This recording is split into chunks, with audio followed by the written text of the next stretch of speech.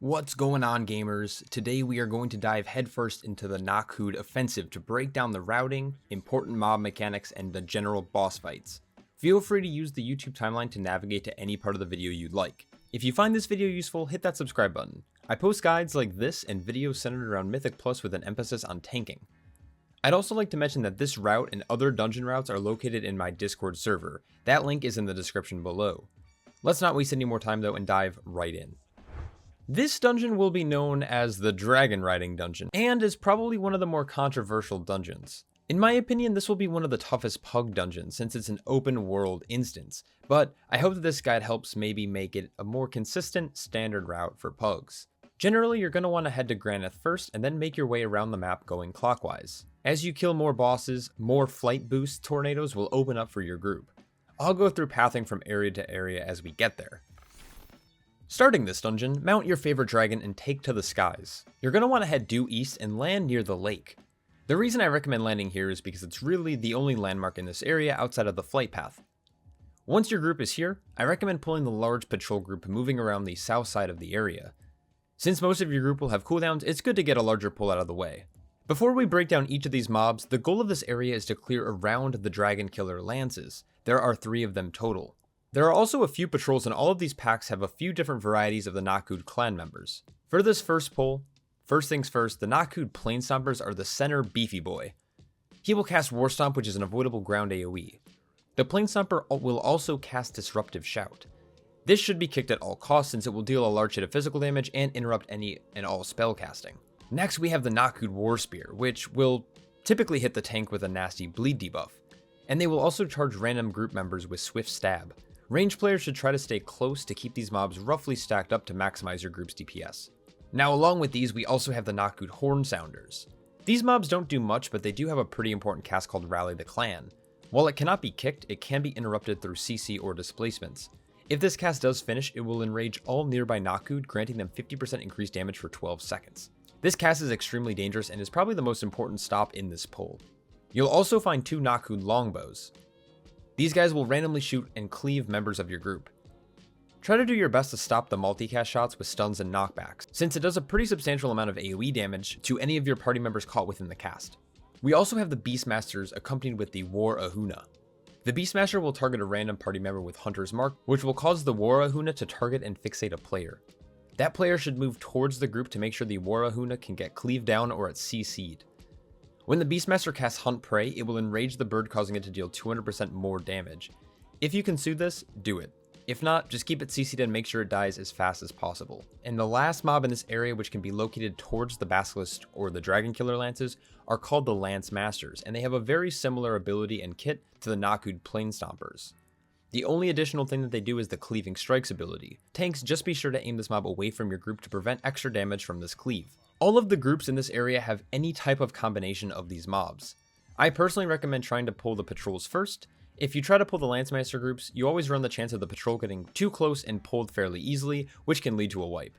I typically pull the large patrol first, followed by the West Lancemaster group. And then depending on your group's damage, you may want to shift your priority on which pack you pull next, but it's really going to depend on your individual group. Once you clear all 3 lances, Granyth will land and you'll be ready to engage this boss. Personally, this is one of my favorite bosses in here. The general premise of this fight is to control adds. Make sure your party swap to the Saboteurs as soon as they spawn, and they're typically going to spawn the opposite side of the arena. Once the Dragon Killer Lance is ready, you can ignore whichever add is active, since it'll eventually despawn.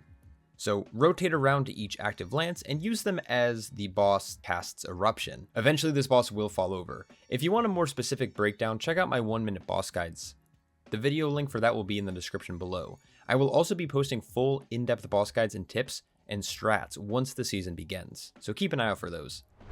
Once you finish up this area, look towards the south and keep an eye out for the wind gusts that will help lift you up the mountainside. Whenever you fly through these, be sure to aim upwards to maximize your boost.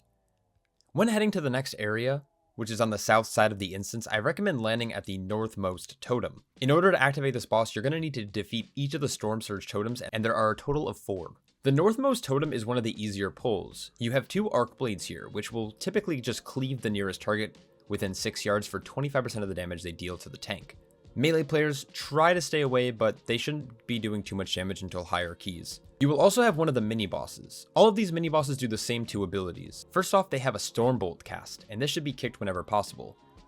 They will also occasionally overload any nearby totems, which will cause any players on top of the totem to take a burst of nature damage. Lastly, you have the Storm Surge totems. This totem will spawn orbs, similar to the upcoming boss fight. These orbs will deal damage if you run into them, but they will also give you a 5% damage increase for 15 seconds. Depending on your group, you can either focus down the totem, or leave it up to maximize your damage. As long as your players stay away from the totem, they should be fine. After this, I recommend clearing the patrols that are circling the boss. This pull will include 2 Primal Storm Shields, who will shield themselves with their Storm Shield cast. I know, surprising. These can be purged, and I recommend any class that can do so.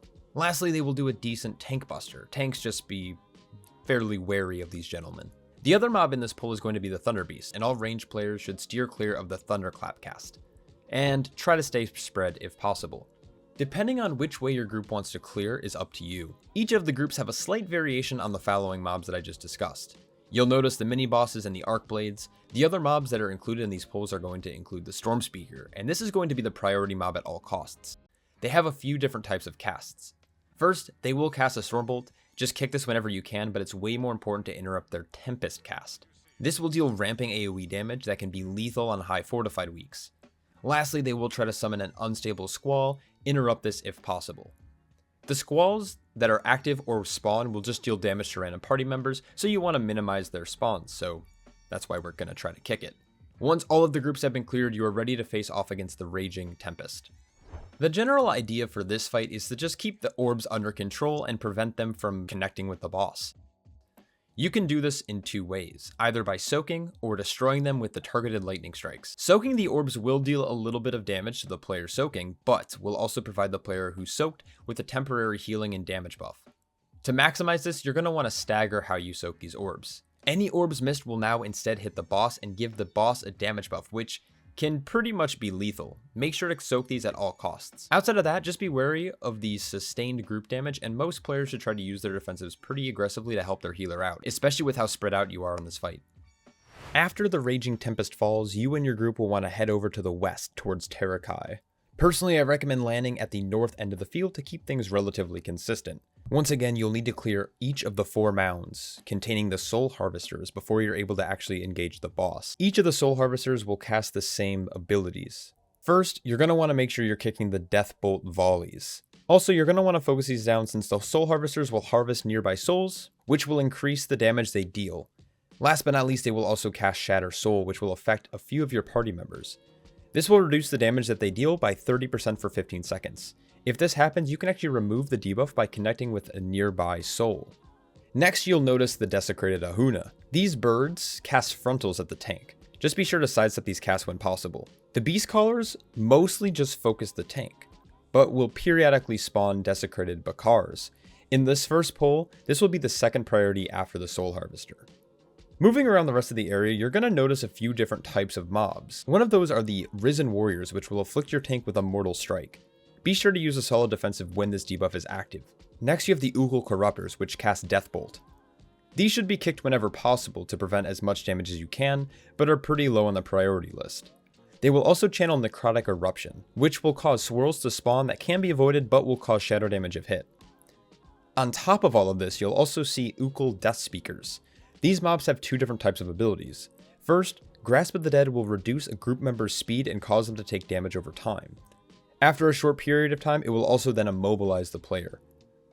The other ability is called Chant of the Dead, which will deal a massive amount of shadow damage to all players struck, and will also increase the damage done by all undead allies and reducing the damage that they take. Tanks, you should try to move the mobs out of this whenever possible. Lastly, we have the Risen Mystic, which will buff all enemies with haste. You want to try to kick this cast whenever possible. Now, around this area, there are a bunch of different packs which all possess different varieties of these mobs that I just discussed. I only mention this because you'll need a minimum of 79 to 81% count before you head down to the final boss area. This is a fine area to pick up actually that extra trash if you would like. After defeating all 4 of the Soul Harvesters, Teera and Maruuk will spawn after a little bit of roleplay. It might be worth pulling a pack or 2 if you need the extra count. This fight is fairly simple, but I understand how it can look pretty chaotic. Tanks, just be sure to always tank them together and generally avoid any mechanics if possible. Teera will jump around the room, and you'll know where she will be by looking at the wind-like ground effect. Anyone affected with Gale Arrow should just spread out. Shortly after you're applied with this debuff, you'll send out little tornadoes in all directions that will deal damage if you're hit. Just be mindful of these, because they'll eventually return to the location they spawned from. This boss is probably one of the easier ones in here, so just keep doing the little dance and your group should be fine. Once again, I do have 1-minute boss guides linked in the description below, and I'll also be doing in-depth looks later in the season. Like I mentioned before, you're going to probably need roughly 78% trash, but I always recommend going down with 81. Once you hit your trash count, you will want to head down to the last area, and in order to get down to the last boss, the best path is to follow the river downhill towards the north. Steer clear whenever you get the warning, since the storms will knock you out of the air towards the ground. Once your group is gathered, pull one group at a time. The first two mobs that you're going to run into are the Nokhud defenders. Now, if you're at 81% trash, you can actually skip around by going over the wall. But if you're short percent, feel free to pull these. These mobs have cleaving strikes, so tanks just try not to play Russian roulette. They will also cast War Stomp, which will deal a pretty massive damage to any player caught within the area. Lastly, their most important mechanic is called Blood Curdling Shout, which will fear all nearby party members for 6 seconds. Interrupt this at all costs, but you should only need 1 melee kick per mob. You'll see a few more of these guys heading up towards the final boss encounter, so just make note of their mechanics. Moving up the hill, you'll notice a few more defenders alongside some of the Nokhud War Spears like from the start of the dungeon. Tanks, just be mindful of the bleed effect. Along with that, there is another Longbowman. Now, the only new mob you're going to notice here is going to be the Thunder Fists. This mob will cast Storm Shock, which just applies a debuff to whichever player's hit. Lastly, they cast Deadly Thunder, which will stun the player for 4 seconds and knocks them away while dealing a little bit of nature damage. Try to stop these casts whenever possible. Once you reach Balakar's arena, you'll need to face off against his daughter and son, Balakar and Batak. You'll want to try to cleave these guys down evenly, since they will enrage when the other one perishes. Make sure you're kicking the Blood Curdling Shout from Batak and watch out for his frontal. Balakar will cast Ravaging Spear at a random member of your group and will follow this up with a charge. Be sure to avoid this whenever possible. Finally, once these two fall, you will be ready to face off against Balakar. Balakar is a 2-phase fight with an intermission. During phase 1, there is a tank buster and a targeted ability called Iron Spear. Then there is a frontal charge at said player, just be sure to avoid it. During the intermission, be sure to kick and CC as many of the adds as you can from their Stormbolt casts. Try to group them up if possible and cleave them down. Once all 4 of these are defeated, you'll enter phase 2, where Balakar will have empowered abilities. The tank buster will now deal massive magical damage. Also, the spear will now grip all party members to its location. Just be sure to move immediately when this happens to avoid the charge. Balakar should fall shortly after repeating this little jig, and congratulations on defeating the Nokhud clan. I think that covered most of the basics. This was a super difficult dungeon to cover since there's so many different little mechanics for almost every single mob in here. I did try to keep this as short as possible since it's really hard for me to make guides like these because I naturally want to end up ranting about different strats and optimization. Don't you worry though, throughout the season I'm definitely going to be making more commentaries and video guides with more complicated strats for Mythic Plus. At least that's the hope. If you're looking for more content, check me out on Twitch. While I don't necessarily have a stream schedule, I stream fairly often. Also, just as a reminder, if you'd like my dungeon routes, feel free to join my Discord. Massive shout out to Halden, Jason, and Wayne, as well as all my other Patreon supporters. Without them, there'd be much less of this. I hope you're all staying happy, healthy, and I'll catch you all in the next one. Peace.